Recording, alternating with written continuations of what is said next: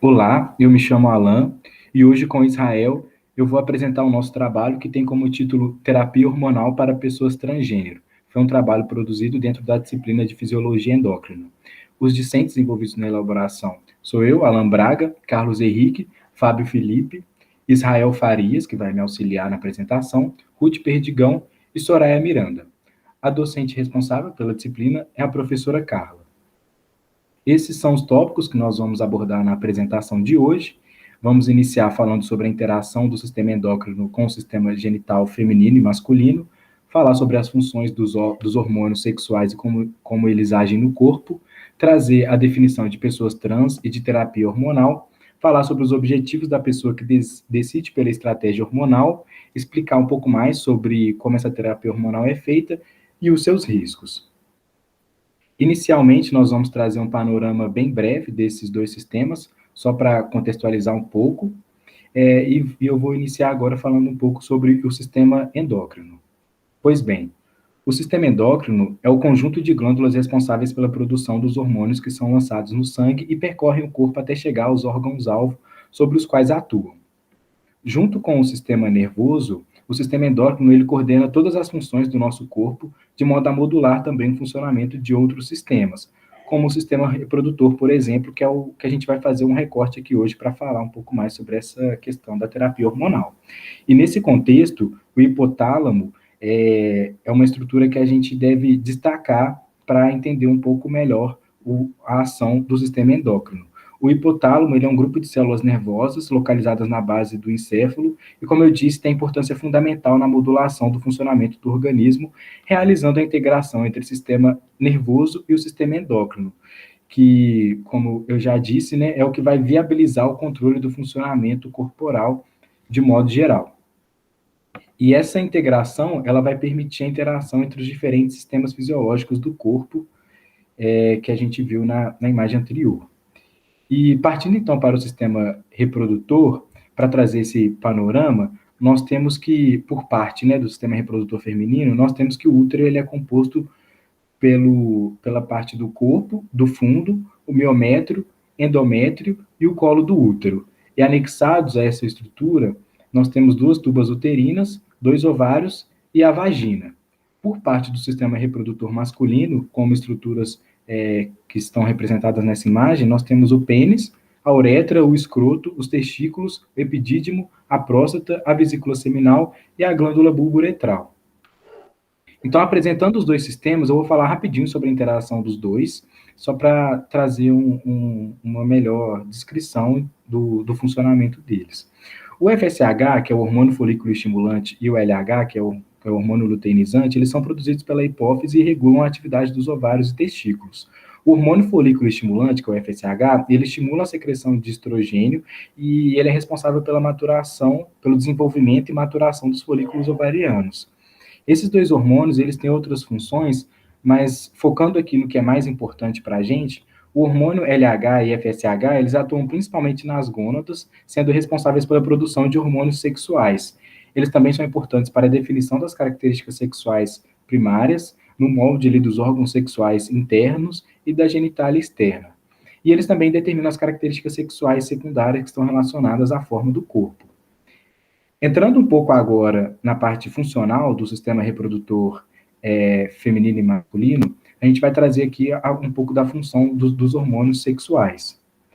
E como principal aqui por parte do masculino, nós destacamos a testosterona, que ela é produzida principalmente pelas células de Leydig nos testículos, tem diversos destinos e múltiplas ações, desde a espermatogênese e a indução do desenvolvimento do trato masculino, até seus vários efeitos metabólicos, que incluem o aumento das lipoproteínas de densidade muito baixa, que são a VLDL, e as lipoproteínas de densidade baixa, que são LDL, e também eles reduzem os níveis de HDL. Também eles atuam promovendo a deposição de tecido adiposo abdominal, aumenta a produção de eritrócitos, promove o crescimento e rigidez dos ossos e exerce efeitos anabolizantes proteicos nos músculos, além de ter efeitos relacionados à função erétil, à libido e dentre outros efeitos. Além disso, a testosterona ela também pode ser convertida em um potente andrógeno não aromatizado, que é a 5-alfa de hidrotestosterona, conhecida como DHT, e a partir E essa conversão é feita a partir da ação da enzima 5-alfa redutase. A DHT ela atua no crescimento e na atividade da próstata, no crescimento do pênis e de pelos e também aumento da massa muscular. Por parte do sistema reprodutor feminino, nós destacamos aqui os seguintes hormônios sexuais, o estradiol e progesterona. O estradiol, ou estrógeno, ele é responsável pelo aumento da resistência do epitélio vaginal a traumas e infecções, ele atua no desenvolvimento inicial das mamas, aumenta os ductos e a deposição de gordura nas mamas, inibe a atividade osteoclástica, preserva o tecido ósseo e aumenta o depósito das proteínas no corpo. Aumenta também o metabolismo corporal, aumenta o depósito de gordura nos tecidos subcutâneos, nos glúteos, nas coxas, exerce também a atividade sobre a pele, promovendo uma textura mais macia, mais lisa, e também aumenta a vascularização da derme. E já a progesterona, ela promove ações secretórias no útero, que vão preparar o útero para a implantação do óvulo fertilizado. Ela também diminui a frequência e a intensidade de contrações uterinas, promove também o desenvolvimento dos ductos e alvéolos das mamas, promove ações secretórias pelo revestimento mucoso das tubas uterinas para nutrir o óvulo, e, enfim, né, ela vai preparar o corpo feminino para a gravidez. E aqui a gente trouxe na imagem um pouco dessas ações dentro do ciclo menstrual, desses dois hormônios. Mas dando seguimento com a apresentação, inicialmente nós vamos apresentar aqui a definição de pessoas trans e de terapia hormonal, para a gente adentrar um pouco mais nessa questão da terapia hormonal, da transição de gênero, etc. O termo transexual ele foi criado na primeira metade do século XX, a princípio como uma palavra de uso médico para denominar as pessoas que não se identificavam com o seu sexo biológico. O indivíduo transgênero, transexual, é aquele que não possui conformidade de gênero, isto é, quando o gênero designado não condiz com a maneira como a pessoa se identifica. E só para a gente ter um parâmetro estatístico dessa população, a população trans pode ser expressa da seguinte forma: a gente tem de 4,6 indivíduos transgêneros para cada 100 mil pessoas, sendo que a maior parte é de mulheres trans, sendo 6,8 para 100 mil, e os homens trans são de 2,6 para 100 mil. Já definindo aqui a terapia hormonal, nós temos que é o método para alinhar as características físicas à identidade de gênero a partir da redução do nível hormonal endógeno e manutenção dos níveis hormonais compatíveis com aquele do gênero oposto.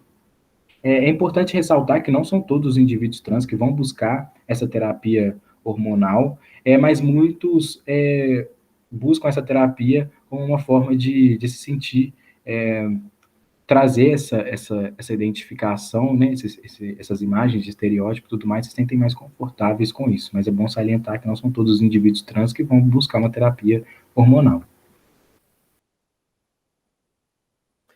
Bom, gente, continuando aqui nossa apresentação, eu trouxe para a gente os objetivos que a pessoa decide fazer a terapia hormonal, né?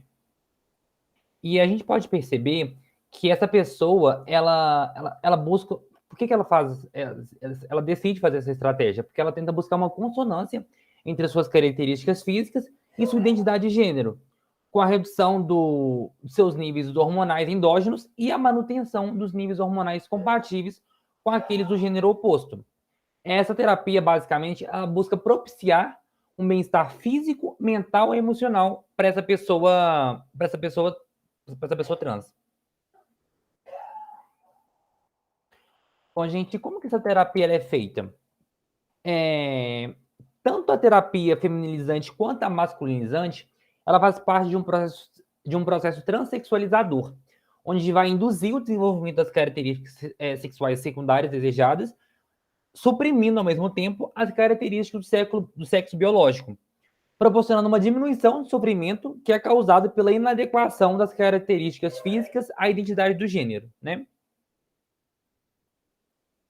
Agora, falando um pouquinho mais a fundo sobre a terapia hormonal feminilizante, de acordo com os materiais científicos que nós pesquisamos, ela deve combinar um agente estrogênico para induzir a feminilização com um agente antiandrogênico para bloquear a produção de testosterona e reduzir assim os caracteres masculinos.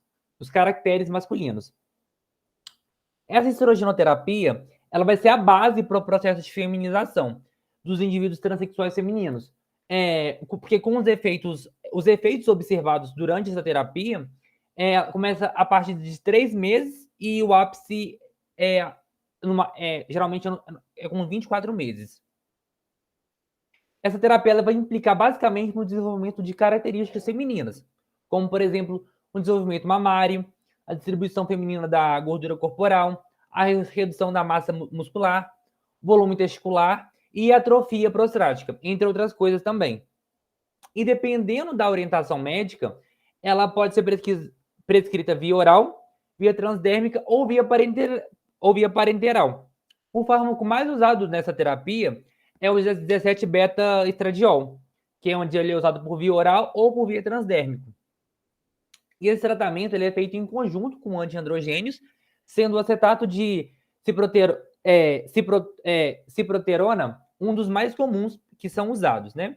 E esse fármaco ele é adjuvante ao tratamento, onde ele vai bloquear os receptores androgênicos e reduzir a produção de testosterona. Além de, claro, promover a redução do crescimento de pelos e a redução de ereções espontâneas. Agora, falando mais especificamente sobre a terapia a terapia hormonal androgênica, ela é usada para indivíduos que querem desenvolver caracteres sexuais masculinos em um corpo geneticamente feminino. E essa terapia, ela visa basicamente o desenvolvimento de características hormonais masculinas e a inibição das femininas. Por exemplo, a virilização, o aumento da massa muscular, a interrupção dos ciclos menstruais, a atrofia do tecido glandular mamário, entre outras coisas também. Todos esses efeitos eles vão começar a ser observados entre 1 a 6 meses de terapia, que se completam em até 5 anos. No tratamento para homens trans, ele vai necessitar somente da testosterona, que pode ser usada via tópica ou via injetável, dependendo das particularidades de cada indivíduo. Né? E para esse tratamento, normalmente, é indicada a manutenção dos níveis sanguíneos de testosterona total entre 320 a 1.000 nanogramas por decilitro.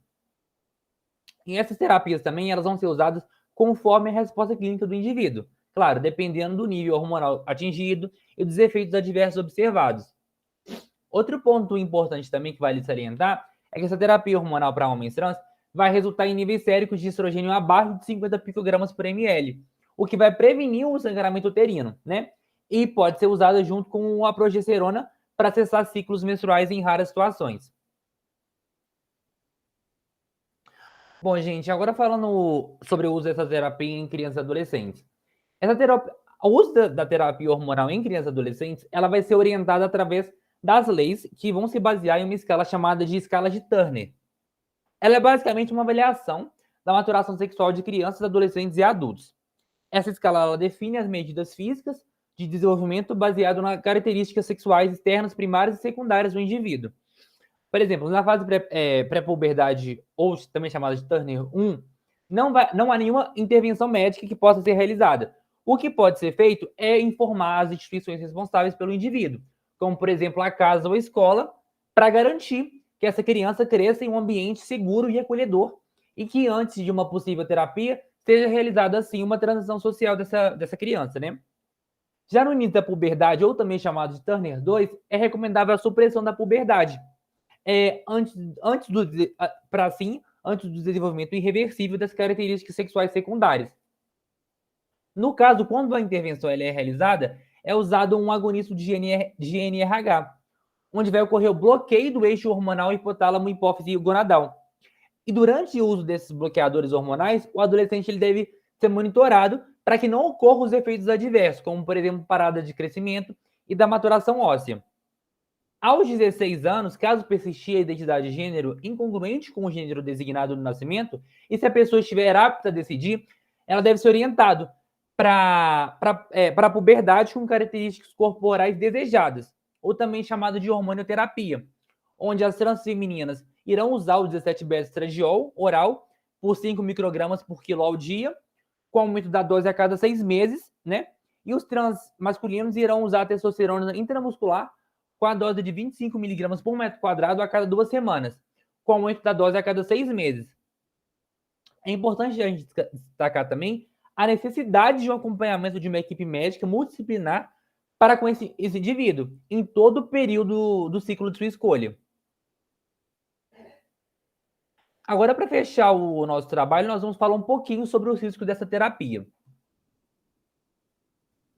Bom, as doses hormonais inadequadas que causam desequilíbrios, podem causar desequilíbrios metabólicos e eletrolíticos.